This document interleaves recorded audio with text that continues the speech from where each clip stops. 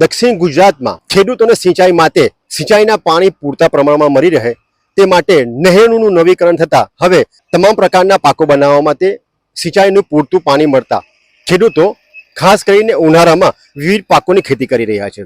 જ્યારે દક્ષિણ ગુજરાતના અને ખાસ કરીને સુરત જિલ્લાની વાત કરીએ તો અહીં ડાંગરની મોટા પાયે ખેતી થતી હોય ત્યારે હાલ ઉનાળુ ડાંગરની કાપણી સાથે જ સહકારી મંડળીમાં ડાંગર વેચવાની સિઝન ચાલી રહી હોય ત્યારે ઓલપાડ તાલુકાની વિવિધ મંડળીઓમાં ડાંગરની મોટા પાયે આવક હોય ત્યારે ડાંગરનો હાલ શું ભાવ છે અને ડાંગરના ગત સિઝન અને હાલની સિઝનમાં ખેડૂતોને કઈ રીતના થઈ રહ્યા છે ફાયદા તે બાબતે આપની સાથે વિગતવાર વાત કરવી છે। વૈષ્ણવજન તો તેને કહીએ જે પીડ પરાઈ જાનાને રે। નમસ્કાર, નવજીવન ન્યૂઝ સાથે સુરતથી હું છું દિલીપ ચાવડા। દક્ષિણ ગુજરાતની વાત કરીએ તો દક્ષિણ ગુજરાતમાં સૌથી વધુ ડાંગરની ખેતી સુરત જિલ્લાના ઓલપાડ તાલુકામાં કરવામાં આવે છે। ઓલપાડ તાલુકામાં વર્ષમાં 2 વખત ડાંગરનો પાક લેવાતો હોય, ચોમાસું અને ઉનાળુ, આમ 2 સિઝનમાં થતા ડાંગરના પાકમાં ખેડૂતો હજારો હેક્ટરમાં ખેતી કરતા હોય ડાંગરની અને લાખો ટન ડાંગરનું ઉત્પાદન કરી વર્ષે 2 પાકમાં લાખો રૂપિયાની કમાણી કરતા આવ્યા છે।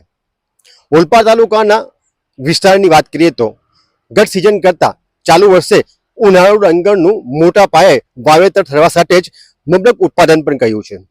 ખેતીવાડી વિભાગના કહેવા મુજબ ચાલુ વર્ષે ઓલપાડ તાલુકામાં ઉનાળા ડાંગરનું અંદાજિત 14,000 હેક્ટરથી વધુમાં વાવેતર થયું હતું ત્યારે પૂરતા પ્રમાણમાં સિંચાઈના પાણી મળવા સાથે જ ખાતર અને અન્ય પ્રકારની સુવિધા સમયસર મળતા ખેડૂતોએ ડાંગરનો મબલક પાક ઉત્પાદન કર્યો છે। ત્યારે ડાંગરનો તૈયાર થયેલ પાક હવે ખેડૂતો સહકારી મંડળીઓમાં વેચવા જઈ રહ્યા છે। ઓલપાડ તાલુકાના તમામ ગામોમાં હાલ ડાંગર કાપણીની સિઝન પૂરજોશમાં છે।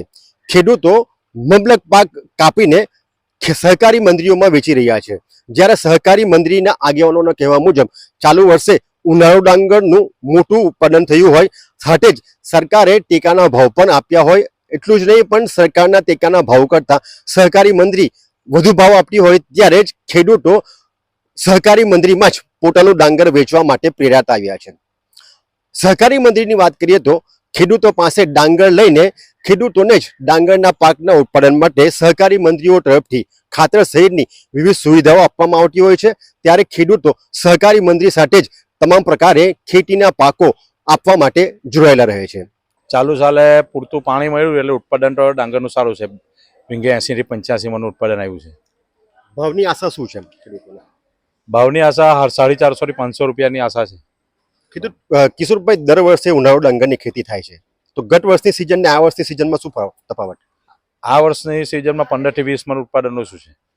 દક્ષિણ ગુજરાતમાં એમ કહેવાય છે કે ઓલપાડ તાલુકામાં સૌથી વધુ ડાંગરની ખેતી થતી હોય ત્યારે સરકાર પાસે આપ શું આશા રાખો છો? કે ટેકાનો ભાવ સરકારે જાહેર કર્યો છે પણ સહકારી મંડળી કરતાં ટેકાનો ભાવ ઓછો છે ત્યારે સરકારે ભાવ હજુ કરવો જોઈએ કે શું આવે? આ ખેડૂતોને ભાવ વધારે મળે, ટેકાના ભાવ વધે તો જ માર્કેટિંગ પ્રમાણે ચાલે, એટલે ટેકાના ભાવ વધારવા જોઈએ। જો દક્ષિણ ગુજરાતની અને ખાસ કરીને સુરત જિલ્લાના ઓલપાડ તાલુકાની વાત કરીએ તો ઓલપાડ તાલુકાના 108 ગામ પૈકી તમામ ગામોમાં ડાંગરના પાકનો વાવેતર થાય છે।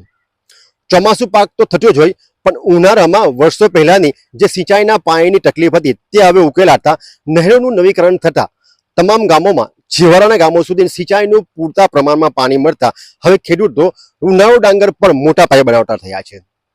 ઉનાળુ ડાંગરમાં ચોમાસા ડાંગર કરતા સારો ભાવ મળતો હોવાથી ખેડૂતોને પણ આ વર્ષે તેમના પાકના ઊંચા ભાવ મળવાની આશા છે।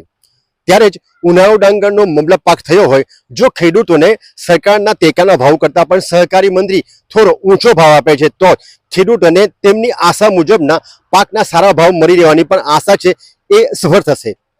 ત્યારે ઓલપાડ તાલુકામાં ડાંગરની મબલક ખેતી થતી હોય ખેડૂતો ખેતરમાં સારો પાક થવા સાથે જ હવે સારા ભાવની આશા રાખીને આવનારા દિવસોમાં સહકારી મંડળી શું ભાવ આપી રહી છે તેની પર મીટ માંડીને બેઠા છે।